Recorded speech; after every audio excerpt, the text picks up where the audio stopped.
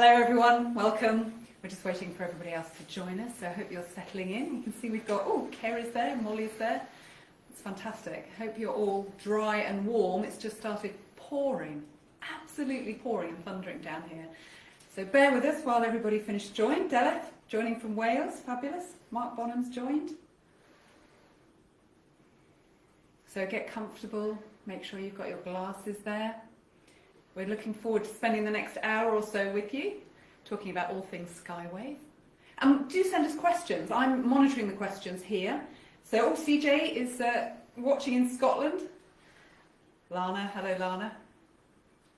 So everybody's joining us, that's lovely. We've still only got about half the people, so we'll just bear with everybody for the next couple of minutes. Make sure you've got your ice. Have we got our ice, Andy? Oh, we haven't got our ice. 1 second. Ice coming. There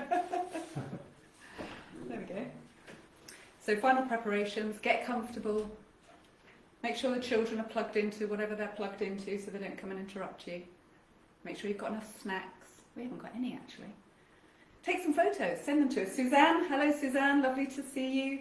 We're just waiting for everybody to join us. Hope you've all had a lovely day. It's been glorious, isn't it? Well, it has been here in Oxfordshire. Lovely and warm.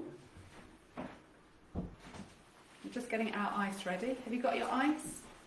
Have you got your glasses? Have you got your botanicals? That's the ice being prepared. Catherine, Kath, just from down the road. Hi Kath, thank you for joining us. Ali Dando, lovely to see you Ali. So glad you could join us, that's fantastic. Suzanne.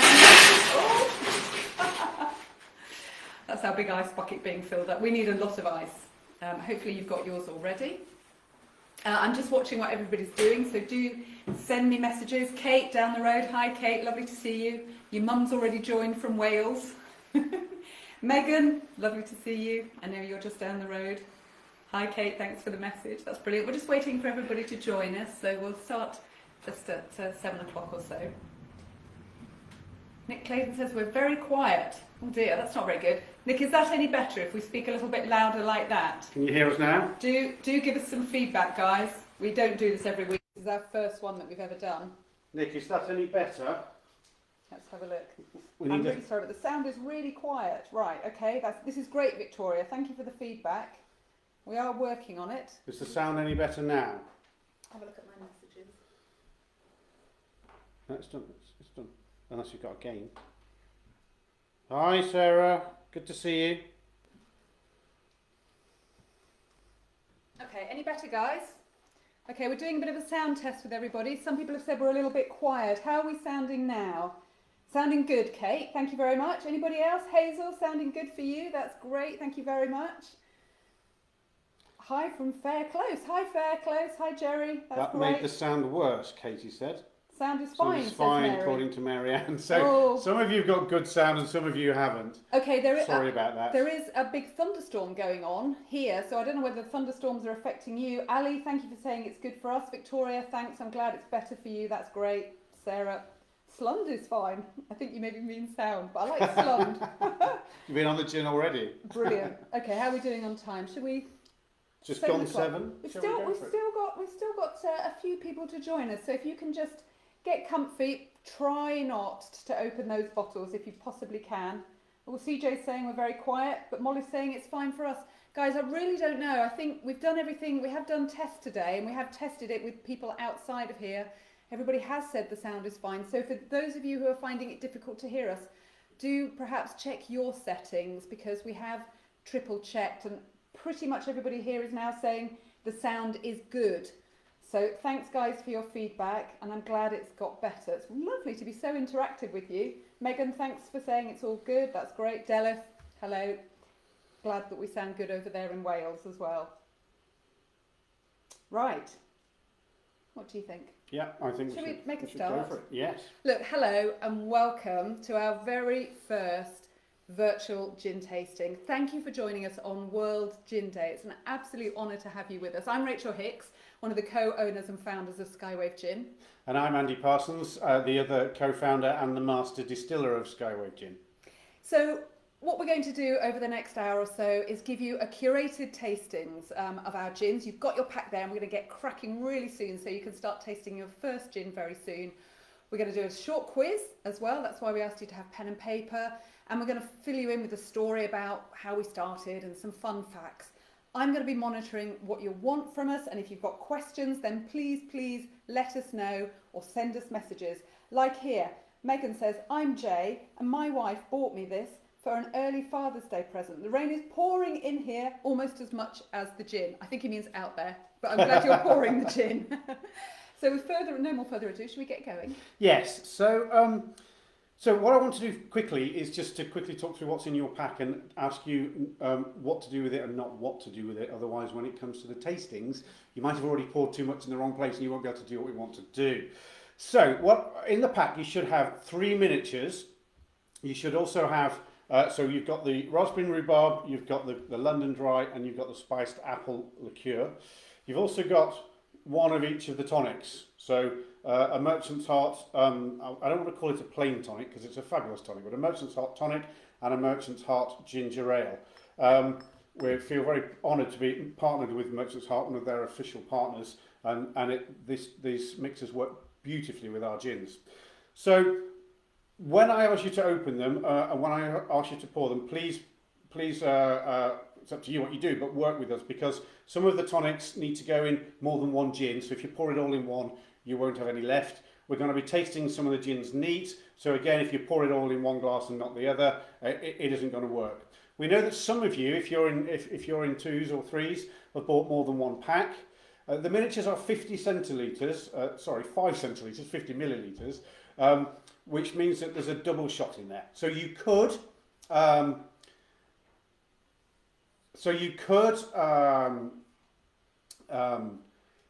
put it all in one glass, or if there's two of you, split it between 2 glasses. It's still a double pub measure in that, so there are 2 single pub measures. So we'll come back to how you might want to use those in a minute. So, without further ado, you probably want to have a gin and tonic. Yes, I'm sure you do. So let's start with a curated tasting of our London Dry. And before we go any further, our London Dry was awarded. We should have the award here. We should have the award here. We have it on the bottle, and you have it on the back of all your miniature bottles. Our London Dry in only February this year, was awarded World's Best Contemporary London Dry Gin. So you are drinking the world's best contemporary gin and tasting it this evening. And I think in the history of bad timing, to get that fabulous accolade a month before lockdown is pretty much top prize, I think. So, open your London Dry. Open the one with the blue label. And pour just a little bit of it into a glass. And if you're sharing one between two, a little bit in, obviously 2 glasses, however you want to do it, but not all of it, because we're going to taste it neat. Now, you're probably aware that in all the competitions around the world, all the spirits competitions, gin is either tasted neat or with a little dash of water, but certainly not with tonic or anything else, because the tonics massively alter the flavour.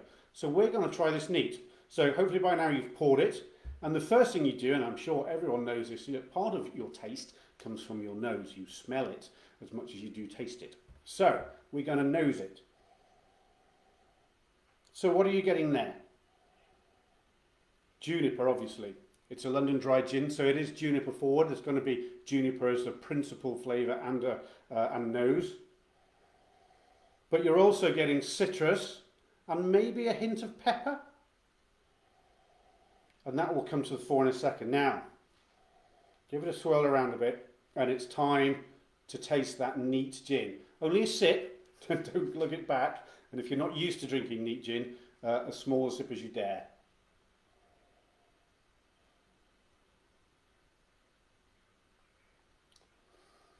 So what do you notice? Well, firstly, it's really rather smooth. You don't get that harsh alcohol burn that you do get from some, shall we say, more mass-produced gins. And we never criticise any of the gins, and that's not what we're doing. All gins are fabulous, but this just is an extra smooth gin. Also, the mouthfeel is a little bit oilier than some, again, mass-produced gins, and that's because of the way we make it. We're going to come on to that in a while and explain why the mouthfeel is as it is. What else are you getting? Well, you get a citrus burst, hint of citrus at the beginning, that smooth middle that we talked about, and then a really lingering finish with that hint of spice. And that's what makes this gin so special. That flavour profile, citrus burst, smooth mellow middle, and a hint of spice at the end. So, it's probably time to create our perfect serve. So, take the gin, and if you want a double shot or a single shot, you're splitting it between the two of you, however you want to do it, but this is where you can use up all of the gin that you've got in your bottle. So, putting about 50 ml in, and we recommend pairing it with the Merchant's Heart Tonic. I should have put ice in first. I'm going to put ice in now. Make sure you've got plenty of ice in your glass.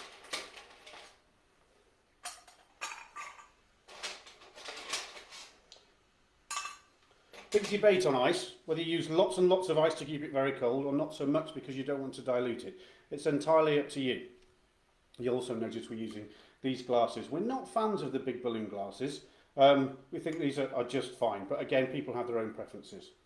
And then we're going to add the tonic, and our perfect ratio is 2 to 1.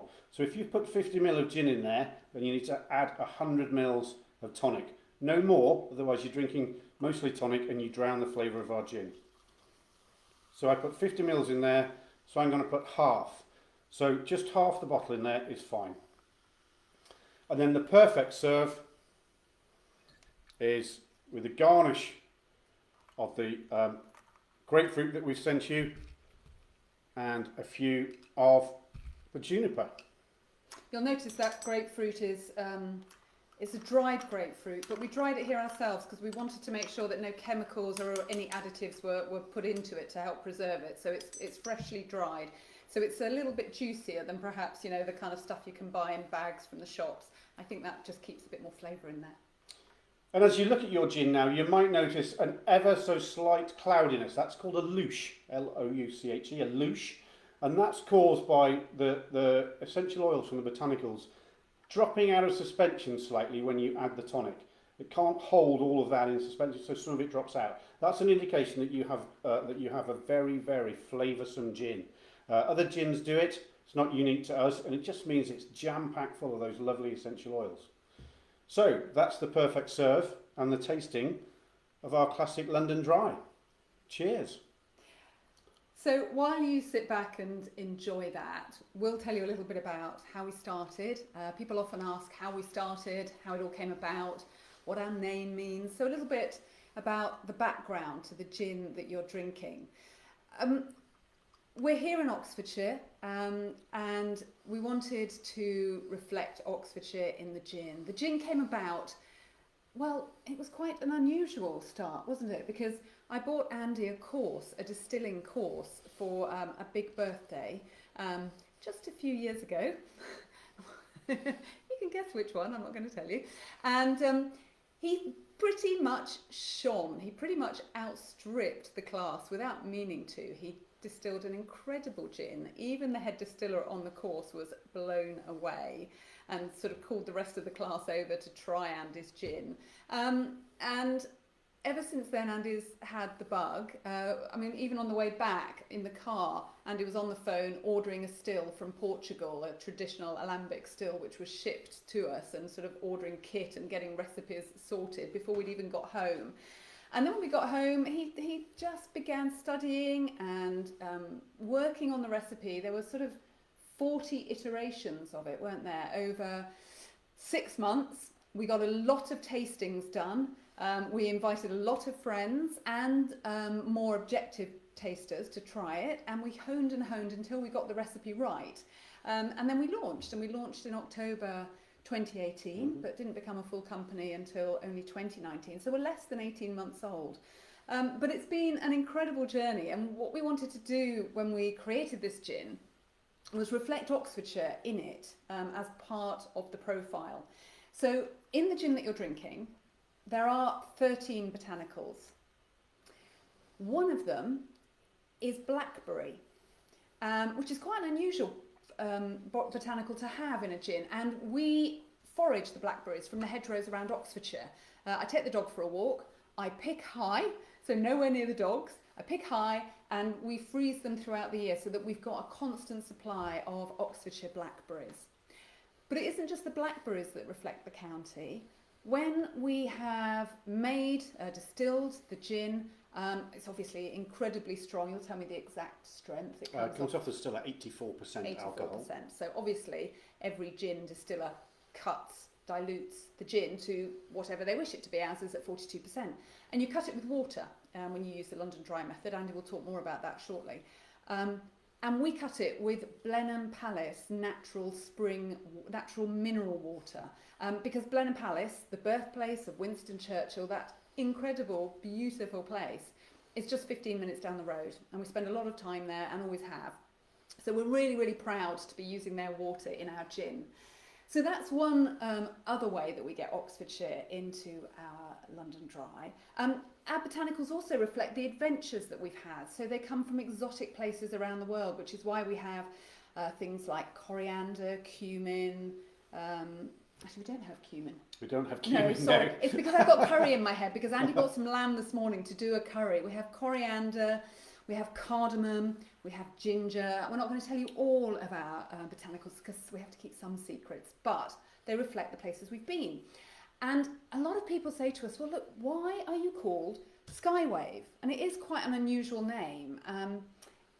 We thought of many names when we started, and it's fascinating. If you ever launch a product and have to think of a name, you'll find it a really fun process, because we had no idea where to start. So we actually put a sort of whiteboard on the wall in the distillery, and we invited people to put their ideas. So we had Randy gin. Somebody thought a mixture of Rachel and Andy would be good. If you're watching, it was a great suggestion. And we had Bucknell gin, because we're here in Bucknell. The Bucknell Step, which was a dance step made famous by the Morris Men of Bucknell. And Andy was like, no, I'm not having a Morris Men. Nothing wrong with Morris Men. We love Morris Men, but we didn't particularly want it to be tied to Morris Men in our gin. Anyway, and we came up with Skywave. And the reason we came up with Skywave was we thought it was quite a kind of expansive, aspirational, sort of beautiful feel of a word. And it does two things. It represents the adventures that we've had in our lives, and that we hope you will have or plan when you're drinking our gin. So, Andy, do you want to tell them what you used to do in a former life? Yes, I was in the army as an army officer in the Royal Signals for 24 years. Yeah. And Rachel was a BBC radio reporter. But you led people up mountains, didn't you? Well, yes. So I had lots of adventures whilst in the army. So up at high mountains in the sky, across oceans for operational service, etc., etc. Just to answer Nick's question, in case you're holding there, Nick, you can use all the junipers if you wish to. Yes, you don't need to save any. So to go back to the story, Andy's led mountaineering teams up mountains, up into the skies, had great adventures. As a BBC reporter, I've driven through the Sahara in a gumball rally. I've learnt to scuba dive. I've done lots of different things. I wing walked. So sky waves have always been part of our lifestyle. But here's the nerdy bit. Did you know that skywave is actually a real word? It means radio wave. It's a type of radio wave.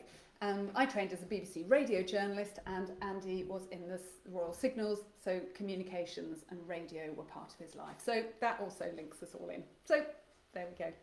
Do feel free to ask us any questions that we haven't covered about our story.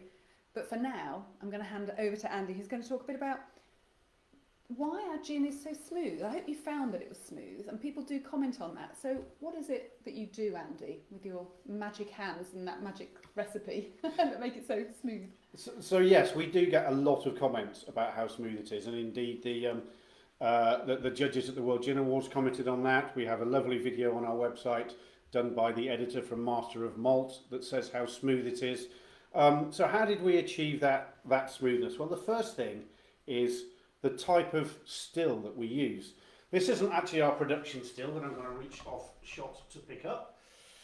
This is actually our development still. We still use this for development. In fact, one of the services that we offer is bespoke gin production. We do gins. If you want your own gin, we can create a gin for you, and we're doing that for a number of clients at the moment. But enough of that. The point I'm making about this still is that you will, if you're a real gin fan, you've probably seen a number of gin stills that have very high columns with lots of windows in the column, with lots of, they're called reflux plates in that column. That helps to purify the gin. It gets more and more pure, and you get more and more alcohol as it goes up the column. But in our view, it strips flavour and it strips mouthfeel away. So our production still is a bigger version of this. It's not all copper, but the column is copper, the line arm and the condenser are all copper. So we don't have any of those massive diffracting columns that some stills have. And we believe that that makes it a lot smoother. We also distill it extremely gently. So we produce no more than 120 bottles at a time. We never get more than about 50 or 60 litres we actually get about 28 litres of distillate, but we then cut it down. So distillate is the bit that comes off the still before you do anything else with it. And we distill it very gently. It takes us about 8 hours to get all of that off the still because it just comes off so slowly. We could do it more quickly. We could heat it and have it boiling away much more. But again, that gets some of the harsher flavours coming through. So it's partly the still that we use, and it's partly the gentleness with which we distill it. We also adhere strictly for our classic gin to the London Dry standard. It's a London Dry gin, but I'm not going to say anything more about London Dry because there's a quiz question on London Dry coming up shortly. Now, we talked about cutting the gin. We talked about cutting it with the Blenheim Palace natural mineral water. Now, that's a very mineral heavy water, and that also adds to the smoothness and the mouthfeel. We cut the London Dry down to 42%. We have a similar gin that uses the same distillate, so the same gin that comes off the still is our Navy strength. The difference is we cut that down to only 57%. So that's quite toe curling in its strength. And actually, because you've got the same amount of botanicals, the same essential oils coming through, but different ratios of water and alcohol, they taste subtly different. It's not simply a stronger version of our London Dry. They are different gins. So that's why our gin is so smooth. It's how we make it and the type of still we use. Fantastic. Right, I think as you are sipping your gin and tonic, it's now time to get those grey cells working.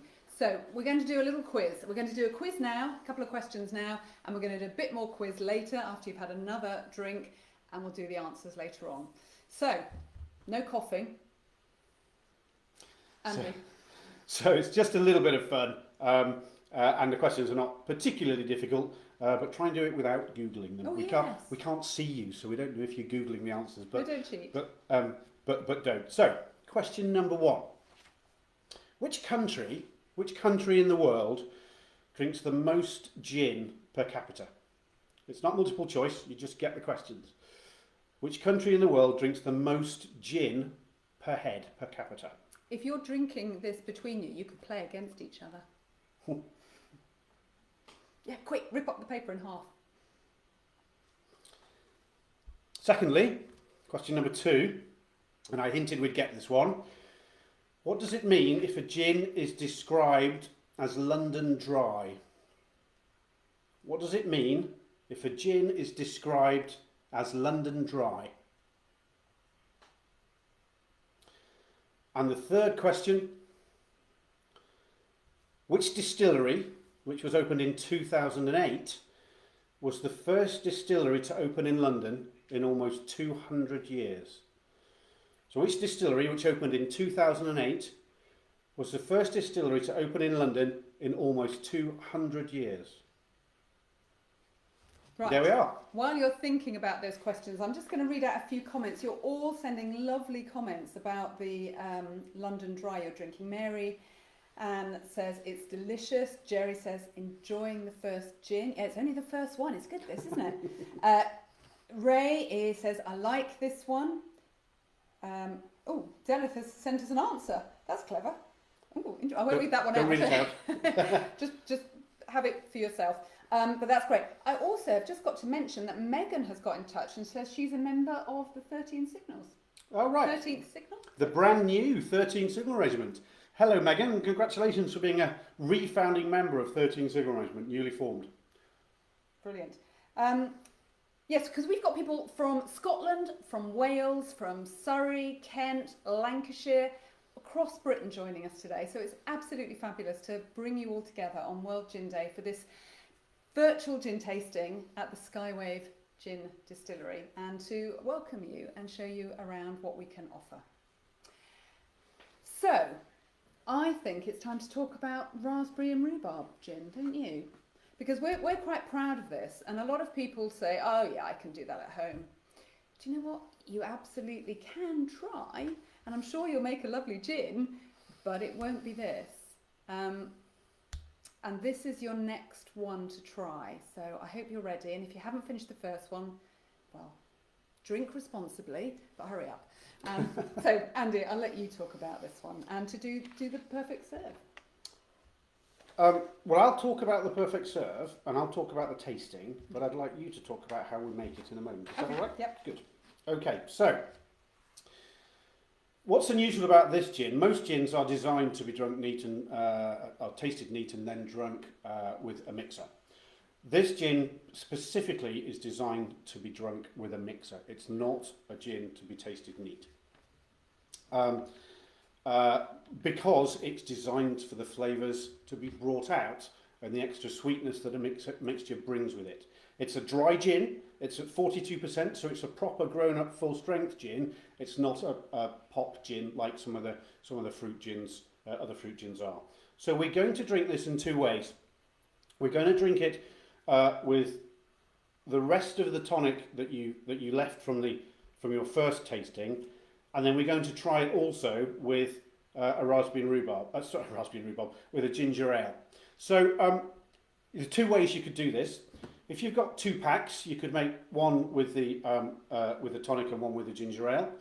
Or if you've got 1 pack, I suggest you do half, so 25ml single shot with the tonic, and the other half with the ginger ale. And if there's 2 of you drinking it, try it and swap it around. So let's do the tonic first. As you open the bottle, again, we can nose it, we're just not going to taste it. Or pour it into a glass, maybe. Have a sip of this one. And you can, of course, and you can do the full 25ml in there. Before we add any ice, just nose that, and you are clearly getting a lot of raspberry and a lot of rhubarb. Both of them, and neither is overpowering the other, and that is not easy to do. Then we're going to add some ice, plenty of ice again. Kate's saying she loves the raspberry and rhubarb. It's got her through lockdown. Thank you, Kate. I'm glad. We all need to find whatever it takes to get us through lockdown, and if it was this, well, I'm glad we helped in our small way. So I'm going to try this one with the tonic. So we're going to add the tonic. Yeah, no, we haven't tried this neat, have we? No, we don't. As I said, we don't do this one neat. That's deliberate. It's not designed to be a sipping gin. It's not sweet and. And you've got that lovely pink colour there. And then for garnish, we simply recommend a couple of raspberries. Give it a stir to get the raspberries well in there.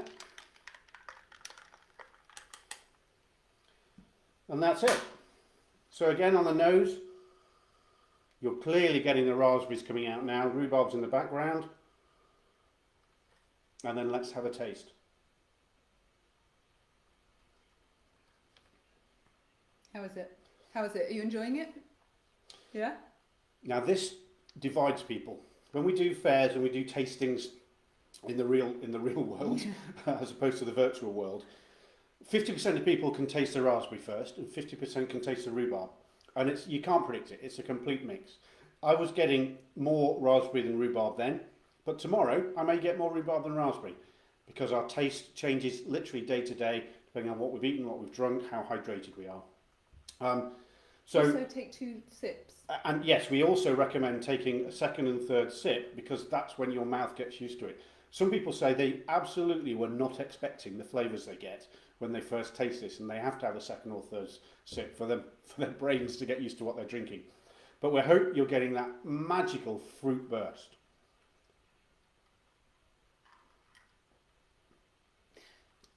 If you've been waiting for the... Sorry, were you going to say something? No, it's okay. If you've been waiting for the second one, then let's try that. So put either your second bottle or the remainder of your first bottle into another glass. Plenty of ice again.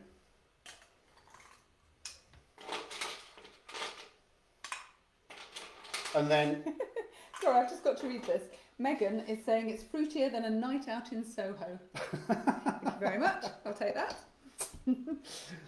And then, oh, nearly knocked a bottle over then. We're going to try it with the ginger ale. So again, don't overdo this, otherwise it will be mostly ginger ale. About the same ratio as we did for all the other gins, so about 2 to 1. So about there. Very different drink. It's not quite as pink. And you're getting the ginger as well as the fruit coming through on the nose. I'll try that. Yeah, I don't often drink this version actually. Mostly because I don't particularly like a sweet drink, and sometimes I find this a bit sweet. But actually, that's really refreshing, isn't it? It is, as a summer drink, it's incredibly refreshing. So it's a bit like almost like a different version of a Pim, something that you could have as a long drink. Slightly spicier. Clearly the ginger's coming through there and giving it that heat, but that is very, very drinkable and very moreish. So enjoy that one as well. You could again put the raspberries in as the garnish.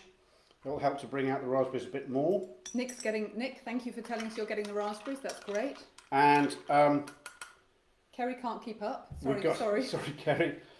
I think you Excuse can, me. Kerry. And we've got we have other people telling us they drink the raspberry and rhubarb with prosecco, make it a long drink. And we have created a fabulous cocktail. Well, you probably know the French 75 cocktail. We've made it with our raspberry and rhubarb, and it's absolutely fabulous. And you've got the recipe card for that in your pack. So on the back of the card that was in your pack, Yeah, the it's a business French card. 75. Just substitute the Skywave London Dry Gin for the Skywave Raspberry and Rhubarb Gin, and it's a wonderfully fruity summer hit. So Ray is saying that he's beginning to see double. Ray, slow down. We don't want you to, walk into anything, but I'm glad you're enjoying it. Jerry says loving it with ginger ale, so that's good. Di likes it, that's great, I'm glad. And we're having a few questions about your relations, Andy. I'm sorry. So a couple of things. One, Megan is actually Jay, of course, the Father's Day present. Yes. So it's Jay who's part of the 13th Signals. Right. 13 Signals. Right. And we're being asked, are you related to Keith Parsons, who's taking part today, who's also ex-Royal Signals? Keith is taking part today. I didn't know that. Hello, Keith. No, we're not related at all, but Keith and I are, I'd like to say, very good friends. I've known Keith for a long time. Hi, and Keith. Daleth wants to know if you're related to Nicholas Parsons. Of television fame, late television fame. Television fame. Not at all, but I think I've inherited his good looks. If not his wit. Hazel says it's ginger-tastic. Wow. Lou Wright says, I'm surprised. Well, I'm not going to read that out, Lou. What does he say? He says that. Well, just have No, a glass we're of not water. saying that. Have a We're not glass of saying water. that, yes. But good. Megan says thank you. No problem, Jay. Right, so listen, I'm going to tell you a bit about how we came to create this while you sip it and we wait for Kerry to catch up. We've already discussed the fact that it's a dry drink, and as you can see, it's a fabulous colour. So there's a couple of things about this. The colour is 100% natural. It comes purely from the raspberries and the rhubarb that we add. So there's no added colouring, there's no added sugar, no added sweetener. So this is a very, very clean drink. So you know that everything in there is natural as you can get. What we also wanted to do, as we've said, is make it dry so that it tastes like a great fruity G&T. And we wanted to put Oxfordshire in that bottle again. So we grow some of the raspberries. We can't always grow all of them, but we grow some of the raspberries. And we have growers around the county who bring us their rhubarb and their raspberries if they've got any. And we trade for gin. So they bring us 4 kilograms of rhubarb, bottle of gin. It's a lovely bartering system, and it means we know we've got Oxfordshire rhubarb in there. So lovely fresh raspberry and rhubarb, and a really, really clean drink, as I'm sure you are enjoying. So let's have a look. Oh, I'm just going to pass that over to you. I'm going to talk a little bit about the provenance now of the gin. We wanted to be as authentic as we possibly could. We've got a great story. We have great origins to this gin, but there's other things that you might enjoy knowing about when you drink it. This gin is made by us. I'm a distiller. Andy is the master distiller. So when you drink that gin, it's made by Andy or by me. And if you buy a full-size bottle, just if you do, you'll see that on the back, each bottle is labelled by hand. So the raspberry and rhubarb invariably has got my name on it because I am involved in making that. And Andy's has got the name of him, Andy's name on the back. So you know that real people are making this gin. So think of us when you're drinking it. Also, when we make it, we absolutely put everything that we want our gin to be from us into it. It's a very handmade project. We can make it on a large scale, but we are very hands-on. So when we decide to cut the heads at the beginning, which is the bit that you don't drink, and the tails at the end, just to keep the hearts, the really great drinking part, we do that by taste. We don't wait for machines to tell us that it's got to the right ABV, alcohol by volume. We don't let any machinery decide when the gin is right. We do it all by taste. So when we are distilling for those 7 hours, it's a very hands-on process. We only ever leave the still for maybe 10 or 15 minutes at a time. That's it. And we're back and forth, really gently distilling, being very hands-on. And on whatever size we become, we can always do that, and that's what we want to do. We've talked about the Blenheim Palace mineral water, we've talked about the rhubarb and the apples, which we'll get to in a moment, but I'll talk about this now because it's all part of our provenance. We have the same arrangements. Apple growers across the county will bring us their apples. So sometimes we will get home and find a basket of apples on the doorstep and just a note to say who it's from, and then we'll pop round or we'll send, depending on how far away they've come from, and we will send them gin as payment. And they really, really enjoy that. And what we do, just so you know the bit about making this that I perhaps should have mentioned earlier, is that we do steep the fruit in our award-winning London Dry for a fortnight. But then what we do is we've got a fabulous hydraulic press, and we put all of that gin-soaked fruit into the press, and we press it all, so we not only get the gin back out, but we get all the fruit juice out, and that's also what makes it so incredibly tasty. And just that tiny bit of sweetness comes from the fruit juice, so it's not too dry, but it's still fabulously fresh. And that's how we make our fruit, and especially our raspberry, which is my baby. Raspberry and rhubarb gin. A lot of distillers, a lot of commercial distillers as opposed to craft distillers will use essence for flavouring. They won't use the actual fruit, but we actually put the actual fruit in and then we press the fruit. Very different from mass-produced gins. So before I hand this back, I'm going to play a little around with some of the messages that's coming in. So Kate and Steve loves it with ginger ale. Ray's clarified that it's not him that's seeing double, but it's Diane. Nick thinks we've got a great business model here, trading the fruit for the gin. And now we've got a lot of people offering to bring rhubarb to us so they can get some gin in. Has anybody got a spare freezer? If you've got a spare freezer, we'll have the freezer as well. Ali wants to know, can she start eating the salted old crisps yet? Oh, gosh. I'm sure you didn't need us to tell you that, but thanks for being so obedient. Well, yes, tuck in. Well, Mary has said that, oops, she ate hers yesterday, as did Hazel, long gone. That's great. We haven't even got any, unfortunately. Okay, let's hand that back to you. Okay, so hopefully you've been cogitating and pontificating about the first 3 gin quiz questions. And so Gin Meister Extraordinaire, I'll have a G please Bob, is going to give us the next 3. Showing your age there. My age, absolutely. Okay, so the next 3 gin questions, I may have just shown them to you on the screen, sorry. Question number 4. What is the second most botanical used in gin after juniper? Obviously juniper is the predominant botanical, it has to be, otherwise it's not gin. But what is the second most used botanical in gin after juniper? Question number 5. How long must a barrel-aged gin be rested in the barrel? How long must barrel-aged gin be rested in the barrel? And question number 6. In which country did gin originate? In which country did gin originate? Del, if I refer you to your previous answer. Now, talking of Delith, she asks a very good question, which is, does the colour of our gin vary depending on the fruits that we get? And I have to tell you, actually, Delith, surprisingly not.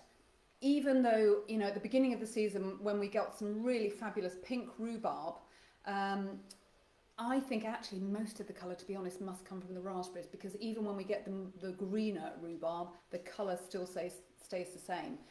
It does vary very, very slightly, but to be honest, you wouldn't notice. So it's a good question. We do have some, the craft gin community is a wonderful community, and all the craft distillers sort of know each other and compare notes and help each other out. And there's a lovely distillery up in Stratford that makes rhubarb only gin. And they find from supplier to supplier and from season to season, the colour of their gin can change quite considerably. You can, if you're a real spotter, you can tell which year that particular gin came from. Interestingly, we recommend that you store all our fruit gins in a cool and dark place. Sunlight, light, can cause the colour to fade. It can go brown. If you've ever seen an old bottle of Vimto that's gone brown, it's exactly the same thing. So to keep the colour, don't store it in the sun on a windowsill or anything like that. Except unlike Vimto, we're not full of preservatives and colourings. Absolutely It's not. all natural, which is also why it tends to fade a bit. Ray, or Di, I don't know who it is now, says, can he dip his crisps in the gin? It's your crisps and it's your gin. You can do what you like with it. Oh, Lou has said she's totally just done that. There we go, Lou. Absolutely. Listen, we're not here to tell you how to do things. We're just here to suggest things. What's your next gin flavour, says Hazel Somerville. Anything in development? What a good question. Well, where do we start? Do you want to talk about gin flavours and I'll talk about what's in development? No, you talk about what's in development. Okay. Yeah. What we can tell you is we have had a very, very exciting lockdown. It's been a very challenging time for many people, and everybody's going to have their stories to tell. But what we have found is that it has been a time when we've been able to be quite creative, and we now have created enough gins to see us into 2022.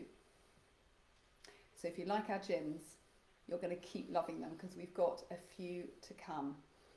The first one, I can't tell you too many details at the moment, but the first one will be out shortly, and it has a special story behind it, and it will reflect the special time that brought it about. We have a gin coming up that will be a limited edition gin available for Christmas. And again, I'm afraid it's top secret, but we believe that what we are going to produce has never been done before when it comes to the flavour of it. And I don't mean that it's a flavoured fruit gin. It is something original, and I'm not going to tell you any more. We have another London Dry due out next year that's going to reflect part of the county. And we'll tell you more about that nearer the time. And next summer we've got... Next summer we've probably got another fruit gin to We have another fruit gin that we have already developed and has already been tested and tried, and has had some fantastic, absolutely fantastic response. But Andy, how do you create new gins? What drives you? What elements do you put together when you're thinking of creating a new gin? That's a really good question. What we don't do, and some people, I think this is a mistake. Let me put it that way. What you don't do is draw up a list of botanicals that you think you want in your gin. Many reasons. Botanicals don't always go well together. Botanicals don't always do what you think they're going to do. So a flavour that you get from a fresh botanical isn't always what comes through when it's distilled. And thirdly, in combination, they can do strange things as well. So the way to create a gin is to design a flavour profile. How do you want it to start? What's the middle going to be? What's the taste that lingers? And you design your gin that way, and then the art of the distiller is to choose the botanicals that will achieve that flavour profile for you. And that is how a gin should be constructed. and indeed that's how we were originally taught to produce a gin. So we do, I said earlier on, we do some bespoke gin creation. We've got 3 being created at the moment, and that's exactly what I've done. I've insisted that whatever they thought they wanted in their gin, go away and tell me what they want it to be like at the end, and we've created these fabulous gins for them. So that's how you create a gin. Is that the answer to your, Yeah, to your question? I think so. I think that's interesting to know, isn't it? Because I don't create the gins, not the London Dries. Andy does that. Graham says, Andy, he would like to know why you didn't start making gin back in Germany. I don't think I had the book then. I think I certainly enjoyed gin, as we all did. You'll remember the days on the lawn and the Pims and all the other cocktails that we had out there. But no, it just wasn't a thing that I wanted to do back then. And in fact, one of the quiz questions, when I give you the answer, might tell you a little bit more about why 2008-2009 was a very big year for craft gin production. Yes. Right. What we are often asked at this time is, what have we been doing to play our part when it comes to the environment and the communities around us? And we try not to take, but take and give back. We have to take some things. We have to take water. It's used in the production of gin. But we do try very hard to think about how we can give back. So we donate, for every bottle that you buy, we donate a percentage to WaterAid through Work for Good. So every bottle that you buy, full-size bottle, I think it's just including the taster packs. Oh, including the taster packs, everything. There we go. It means that we donate some money towards WaterAid that help a variety of projects to bring clean water to people who need it. So we always are very proud that we do that, and we donate every month to them based on our sales. So thank you if you've been buying. We do that. We also make sure that our packaging is as friendly as we can. When we started out, you know, we didn't know about packaging. We're learning this as we go along, but we now... And in fact, CJ and Richard, who I think are watching tonight, Yes. were concerned about our packaging at first, and we listened. Yes, because it was it had plastic involved in it. But now what we try and do, and if you buy the full size or even the 200, no, actually the 200 still has a little bit, but we're trying to eliminate that. There's finding alternatives. But the full size have this wonderful Flexi Hex packaging, which means that the bottles go in that, like that, and then they could go into a fantastic cardboard box, all recyclable, and that protects it. And we work very hard. If you have plastic in your packaging, it's often recycled plastic that I've got, that we've got sent us from other... Bubble wrap and so things bubble like wrap that. and stuff like that, that comes with our equipment that we're buying or with our whatever. So it's not that we've bought it fresh, but we've just thought, well, we've got to reuse it. So if you've got plastic, it's often because we've been sent it. We also have renewable electricity. And did you just want to say a bit more about that? Because you know more than I do about that. So yes, we wanted early on, again, as well as a lot of water, there's a lot of power, a lot of electricity used in the still. And we wanted early on to make sure that that wasn't leaving a big footprint on the planet. So we've ensured that our energy supply only uses renewable energy. So we looked at the alternatives and we've guaranteed that all our energy is renewable. Right, okay, so Hazel is saying, do we do Deliveroo because they're having a gin shortage, an emergency gin shortage? We're not on Deliveroo yet, Hazel, but it's a brilliant idea. We'll get our business development manager to get onto that tomorrow. Well, actually, yeah, even on Sunday. I'm sure he won't mind doing it. WaterAid is awesome. Thank you, Abs. Yes, we think so too as well. Dial a gin. Kevin, I like that. So not dial a disc. Now I'm showing my age. Dial a gin. I love that. So... And WaterAid is a great cause, says Claire. Yes, it absolutely is. We completely agree. Right, without further ado, I think it's time to move on to our final gin. Yes. Okay, so we're going to move on to the spiced apple liqueur. So this is a liqueur. So what is a liqueur? Well, liqueurs tend to be lower in alcohol. So this is at 20%. And also slightly sweeter. So we do add a little bit of sugar to this. But it is made from Oxfordshire apples, a little bit of spice in there. It's a very, very warming drink, and it was originally designed to be drunk neat, as a little shot, as a sort of a sipping shot for in the winter. And we did release it in the winter, and it was a big hit last Christmas. So we're going to try it like that. But there are other ways to drink it as well, and we're going to explore some of those. So let's take it neat first, and I'm going to use a smaller glass. You've got whatever glasses you've got, but I'm going to use a smaller glass for this, and a decent shot, like drinking a single measure of whiskey. Okay, swirl it around. It's not as strong, is it? No, it's 20%. Yeah. Yeah, as I suggested. Sorry. So it's not, you're not necking back 42 or 57% or anything like that. The nose, you are clearly getting the apple and you're clearly getting the spice. And the spice is cinnamon and clove, I Yes. think. Yeah. Yeah. You can't miss it. Oh, you can really smell those apples, can't you? It's beautiful. This was described, we did a lot of fairs last Christmas, and this was described by one person, which kind of, the whole fair then picked up the detail of as Christmas in a glass. But it does work at any time of the year. It really does. It's been amazing how many we've sold recently, actually. People have also described it as a hug in a glass. Maybe during lockdown people felt they needed an extra bit of a hug, because we've sold a lot, haven't we? We have. So just taste that. And you're clearly getting the apple. The spices are there. There's no doubt that that's a clovey, cinnamony spice. But it complements it really well.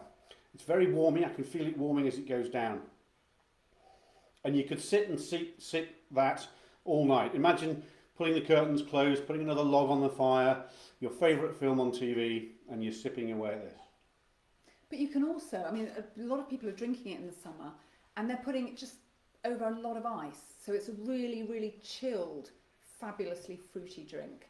And you actually like to add things to it. What do you add to it? This is what I'm going to go on to next. So I'm going to transfer it to a larger glass. I'm going to add a little bit more. Oh, Kate says the apple is coming through beautifully. I'm glad. That's great. That's the Oxfordshire apples. So again, the rest of your bottle, or half the bottle if you're splitting it between two. I am going to add ice this time, very different from last time. So carefully putting plenty of ice in there. Lou says Merry Christmas. Merry Christmas. And then I'm going to try the ginger ale again. So you've already got clove, you've already got cinnamon. Now going to add ginger to the mix. Again, same ratios, 2 to 1. And what are you getting now? Oh, there's so much spice in there now. Do you know what Nick says? He says apple pie in a glass. Thank you, I Nick. think that's great. And that one is just fabulous. Because it's only at 20%, that's dangerously more rich, and you could drink that all afternoon. Can't guarantee what your evening's going to be like if you do drink it all afternoon. But And you will, of course, be drinking responsibly. That's what we'd always advise. Oh, that's wonderful. I do have to just read something out from Kate. Kate said apple crumble made with this gin. She feels an experimental baking session. Come on, right.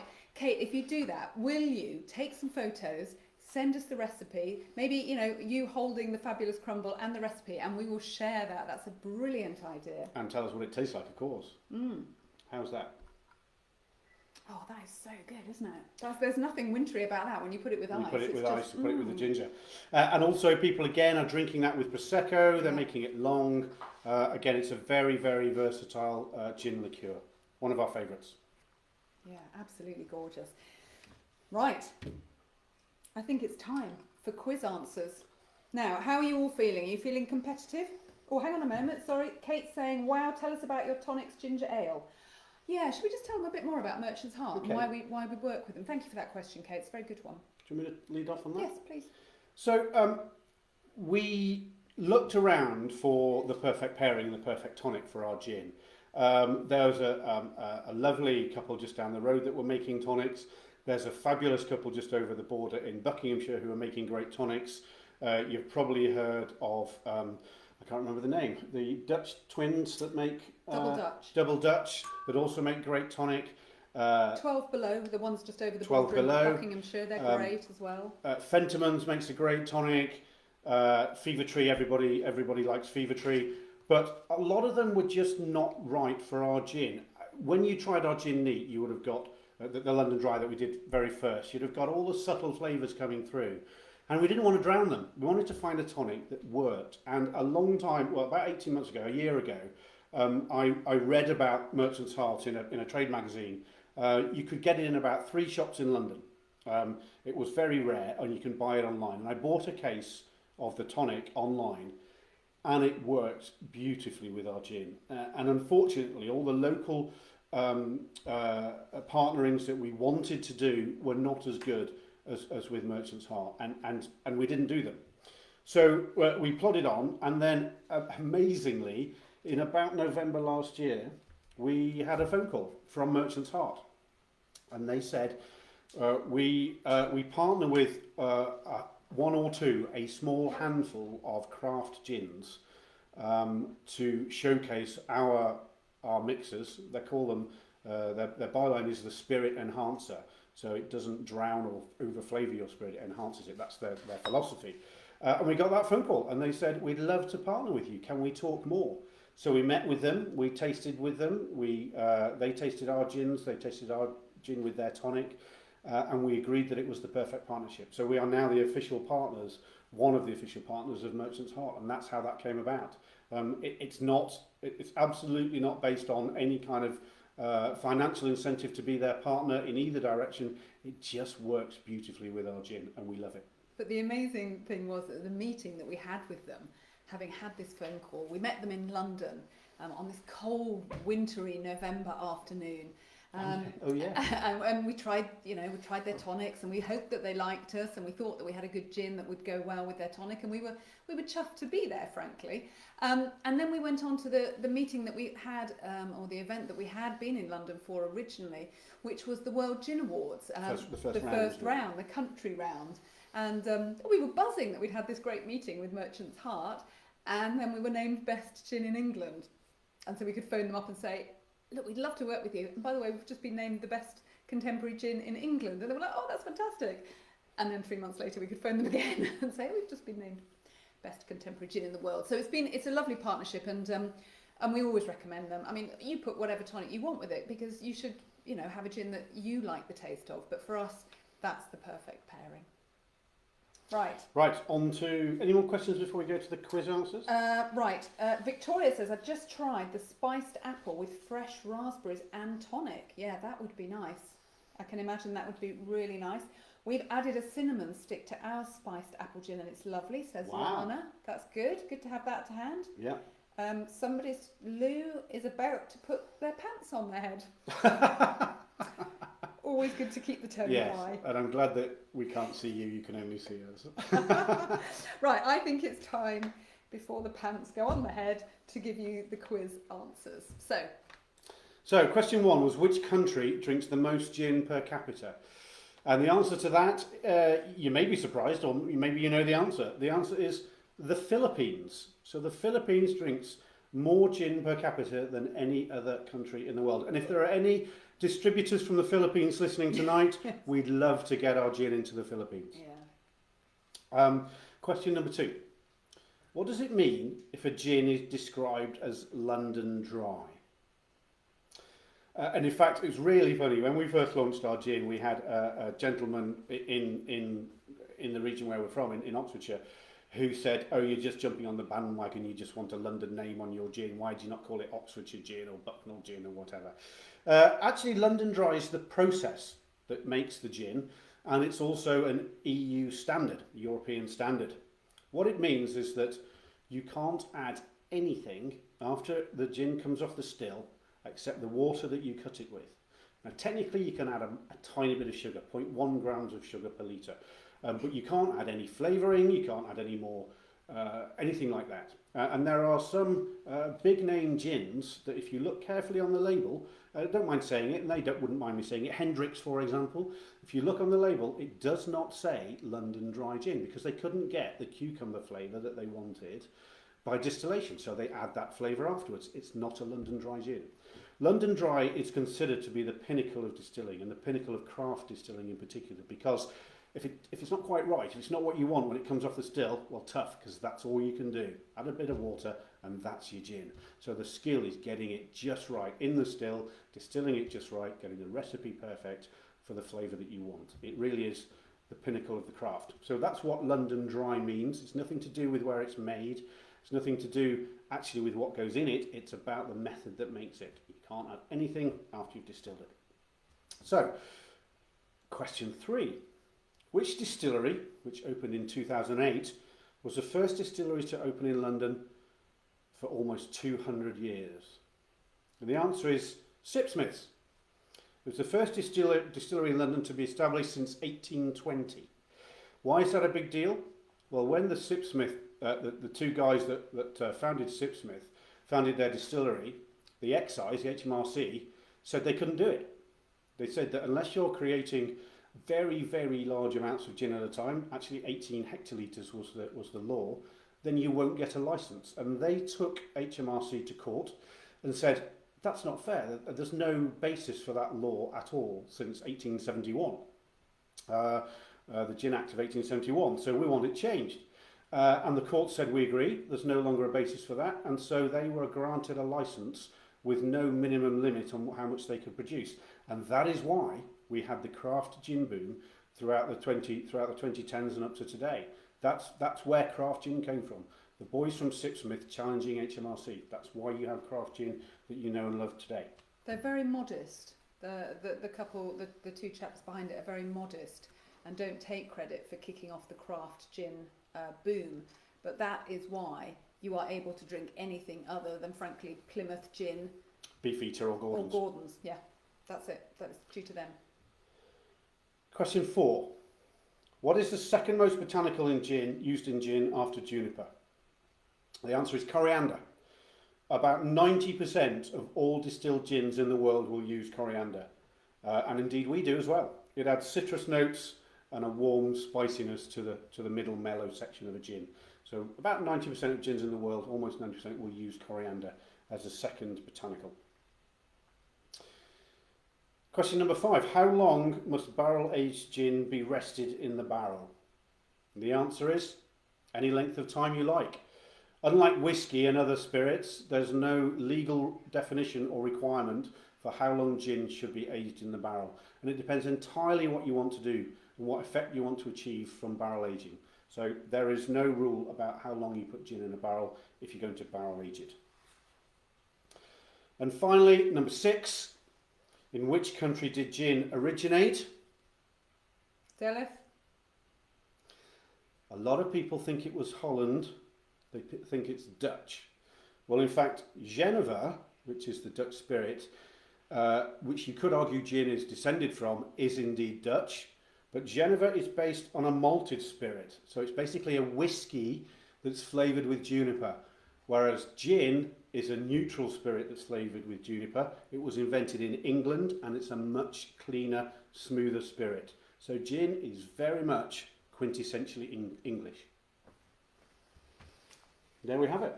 So I don't know how the scores on the doors are looking. I hope you haven't fallen out with anybody over that, and I hope you have just been informed and entertained a little bit. We've had some lovely comments. Hazel's not quite sure where she is. I'm sorry to hear that, Hazel. I hope you find yourself. Delitha says we've had a fabulous time and have so enjoyed it and so full of flavour and information. Thank you very much. Ali is getting stuck in. She says she's on the big bottle of Skywave now. Enjoy. And we've had some questions. Jerry has had a lovely evening and look forward to tasting your new gins in the new year. Oh, Kate says only 1 out of 6 here. I'm sorry, what's Kate. wrong? Well, she obviously didn't. I don't know which one you got right. Oh, I see, for the score. For the score. Oh, you're not marking us. You're not marking us, okay. Megan only got 1 out of 6. Now, is that Megan J or Megan? I can't remember. We've got 2 Megans here. Ab's got 1. Lana got 2. Okay, right. Who got 6? Can we have all the 6s? Hands up for the 6s, please. Kevin says we've had a great time. Listen, guys, we're going to be here for the next 5 minutes or so just to answer any more questions. So if you need to go and put dinner on, put children to bed, or generally have a glass of water, or continue enjoying our gin, then it's been lovely to see you. Thank you so much for joining us. If you want to stay on for another 5 minutes or so, we'll take some more questions. Ray, lovely way to spend an hour. Thanks so much. Enjoy the rest of your evening as too. Nick, thank you for your kind comments. Mary, very enjoyable. Mel got 4 out of 6. Well done, Mel. For those of you who might choose to be leaving us now, cheers. Yes, cheers. Great to see you. Thank you for coming and joining us. And we'll, as Rachel said, we'll stay for another few more minutes in case any of you have any questions. We have had one question, and I'm afraid I've lost who sent it to us. But the question was, how do you make Old Tom gin? What's the difference? What's an Old Tom gin? Oh, that's very interesting. So, Old Tom gins were some of the original gins. So, some of the rough distillation. Gin is distilled at least twice, in the sense of the base is the neutral grain spirit, which is created from grain. So the grain is sort of made like beer almost, and then you distill it to get the grain. It's distilled a number of times to get it up to 96%, and the neutral grain that we buy in to start the process of distilling our gin is at 96%. Very, very, very high proof. But that's very difficult to achieve, and so some of the early gins were made with some pretty rough neutral spirits that were very full of the impurities that come from poorly distilled sources. So the gin that they produced was pretty foul and was often flavoured and sweetened. So they would add honey, they would add sugar, they would add all sorts of stuff to try and make it taste a little bit better than it originally was. So an Old Tom gin, a modern Old Tom gin, will tend to be a bit rougher but a bit sweeter than a London Dry or dry gin, a distilled dry gin. And indeed, some of the earlier cocktails, like the Tom Collins, were created to mask the taste of that rough gin. That's why cocktails were invented, frankly, because the gin that was used in them was so rough, you had to do something with it. But that's an Old Tom gin. Modern Old Toms are not rough at all. They can be fabulous, but they are much sweeter than a classic dry gin. Kevin asks, why has he got too much tonic and not enough gin left? Yes, that is a serious problem in life. Sorry, did you say it was Tom? No, Kevin. Kevin, sorry, Kevin. We can only apologise. Quite a few people are moving on to the big bottles, so that's great. Somebody has asked where we source our juniper berries from, and there are many different countries that we can source our juniper berries from. We can source them from Macedonia all the way down to Italy, and it's fascinating actually to try, as we have, the exact same gin recipe, but with juniper berries from different countries. So literally just substituting different juniper berries in as you distill it. And the taste is phenomenally different. So it is increasingly important to make sure that you know where your juniper berries come from and that you keep them from that place, because it does affect the gin a lot, doesn't it? So ours are from Eastern Europe, ours are Macedonian. That's where we get ours from. But there is, if you're interested in trying that experiment, if you really do love your gin, we've got some lovely friends at Master of Malts where we're stocked, and Master of Malt does a series called Origin Gins, and they will do a tasting pack of 3 centilitre, I always get that wrong, 30 ml bottles of gin that is identical, apart from it's got 5 different types of juniper. And that's a really fascinating experiment. If you really love your gin, jump onto Master of Malt and get the Origin Taster Pack. Good. Well, I think everybody has generally either moved onto the floor or onto the big bottle. Do drink responsibly, please. But we're thoroughly thrilled that you have enjoyed our gins. Thank you for all your kind comments, CJ. Lovely that you enjoyed and found it interesting up there in Scotland. And I'm glad that you've all had a great time. It's been great spending the last hour with you. And we hope that we'll see you either in person on the outside, in real life another time, or via the internet. Cheers. Cheers. Have a great evening.